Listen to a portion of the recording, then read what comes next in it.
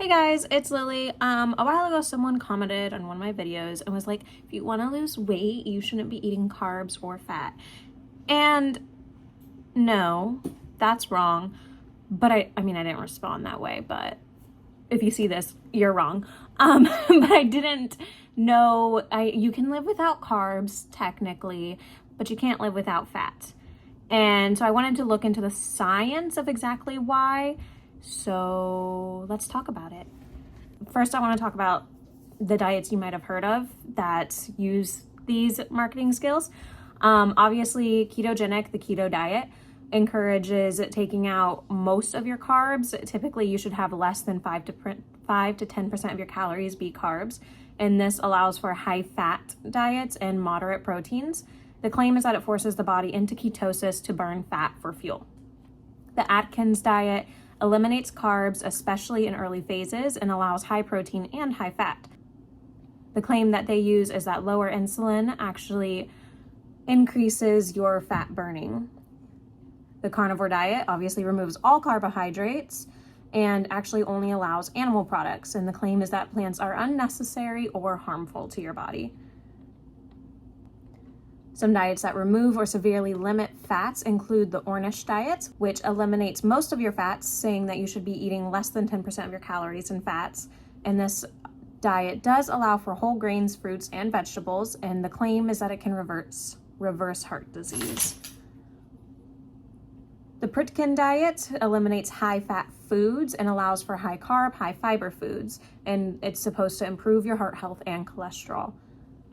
The contrast between those two things is that unlike low-carb diets, low-fat diets do not trigger ketosis or water loss, but they still often reduce your overall calories. And a lot of people will start these diets and be like, "Oh my gosh, I lost weight so fast. It must be working." But low-carb and low-fat diets often are well known for that rapid early weight loss. But while a lot of what's lost is not sustainable fat loss. Now, why is that? Well, carb and fat-rich foods are much more calorie dense, so they're easy to overconsume. Things like bread, pasta, rice, pastries, and sugary drinks are cut out when those are easily consumed in excess. Things like fried foods, cheese, oils, butter, and desserts are usually high in fats, and again, easy to cut out. And removing those foods usually indirectly causes a calorie deficit, which is where you lose weight. And when looking at specifically limiting carbs, you're also looking at losing water weight those first initial days. Carbohydrates are stored as glycogen, and glycogen binds with water, about 3 to 4 grams of water per gram of glycogen. So when your carbs drop, glycogen is used, water is released, and the scale drops quickly, often right around those first initial 2 pounds. And this is why a lot of low-carb, low-fat diets seem great at first, and then you either plateau or stop seeing results. I want to go into a few studies looking at what your body does when you remove carbs. So the first one was done by Finney in 1983. It was a journal on metabolism, the human metabolic response to chronic ketosis. What they studied is healthy adults on a very low-carb ketogenic diet for several weeks. What they found is after 2 to 3 weeks, your body adapts. Your fats in your body become the main fuel.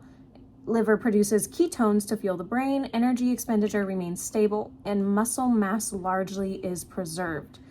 What they concluded is when carbs stay low long enough, the body becomes efficient at running on fat and ketones instead of glucose. I think a dog just found a toy. And that one's staring at me. I don't know. Another study by Hall in 2016, published in the American Journal of Clinical Nutrition. They studied participants living in a controlled metabolic ward. They compared low-fat diets to low-carb ketogenic diets, and their calories were kept the same for both groups. What they found is the low-carb diets caused rapid initial weight loss, and that was mostly water, not fat. Fat oxidation increased, and fat loss still depended on a calorie deficit. What they concluded was that cutting carbs changes the fuel use quickly, but true fat loss depends on calories, not carbs. Both of these basically shared with the public that when you cut carbohydrates, your body first uses up stored carbs called glycogen. Because glycogen holds water, losing it causes a quick drop on the scale. But once carbs are low consistently, insulin drops and the body shifts to burning fat. The liver turns fat into ketones, which help fuel the brain. And after a couple of weeks, the body adapts to run mostly on fats. The early weight loss looks dramatic, but much of it is often water. And real fat loss still requires eating fewer calories overall. Now, that was specifically studies on carbs. So let's talk about why you can't just cut fat from your diet. In 1929, this is well over known for a long time that you can't just cut fats from your diet. But anyway, 1929, Burr and Burr did a study on animals because it was 1929. And animals with a completely fat-free diet developed poor growth, skin lesions, and reproductive failure. Adding fats back into their diet actually reversed these issues. They concluded that some fats are essential, though the body cannot make them. In 1956, Sinclair published a journal that was revised in 1960 by Holman, saying that humans deprived of essential fats showed neurological problems, poor wound healing, skin and immune dysfunction.